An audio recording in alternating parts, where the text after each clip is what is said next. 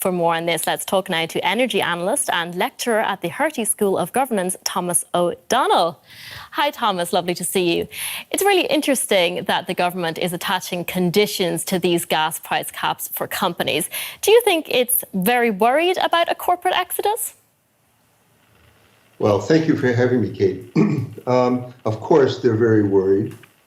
Back some years ago, when the fracking revolution, natural gas revolution, started to take place in the United States, and Germany, meanwhile, had the highest prices in Europe of energy, many energy-intensive companies, especially refining, had already gone to Louisiana and the U.S. And now, with an energy war versus Russia and the complete cutoff by Russia of all the gas supplies that Germany particularly relied on so heavily, it is a very serious situation. Yes, and they don't want to give money to companies if the company is going to take it and leave right away. Exactly, and on that very point, these measures come just a couple of days after the biggest chemicals company in the world, BASF, announced major cost cuts in Europe and an expansion of its operations in China. Do you think these measures are going to be enough to prevent other companies from following suit? Well, no, I think they'll take their lead from BASF. Look, German government policy, not only Merkel, but before, is BASF policy. There's no difference between it. BASF owned part of a major oil gas field that Gazprom controlled up in Urengoy. They got a significant amount of the gas that came through Nord Stream 1 as owners and only paid transmission and taxes. This was central to their business plan, cheap Russian gas. And just like certain politicians pushed this very hard for years, contrary to the advice of Eastern European countries, of people in Brussels and in the United States, it has happened exactly what they warned.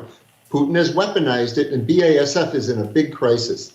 It's not clear how they're going to escape this. They're building a big plant in China, which people are warning them, this is another potential geopolitical mistake.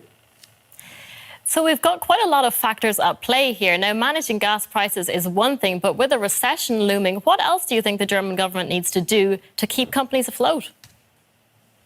Well, you know, there was a BID, the German Federation of Businesses, did a survey a couple months ago, and they found something like a third of companies were actually fearing that they might become insolvent, go bankrupt. And at least 60% saw a very difficult situation. Look, companies will go bankrupt. It's an energy war, and Germany, you know, prepared very poorly for it. And there's an energy war, and there will be casualties. So the question is, how much will society, will taxpayers say, we need to support some of these companies that will go bankrupt and are going bankrupt? And how will that take place? Will they see that as fair?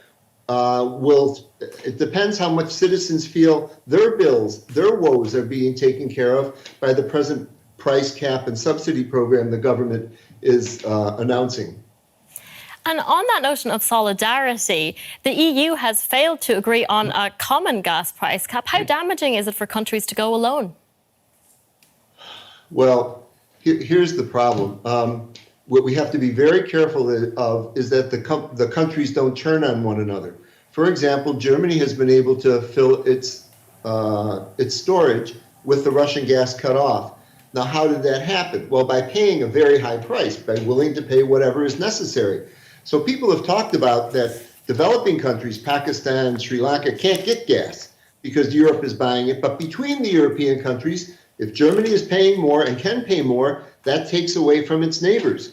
So if we start going into a bit of a price war between the companies, the problem is if some countries cap the price of gas, that means that the gas will go somewhere else if there is more available.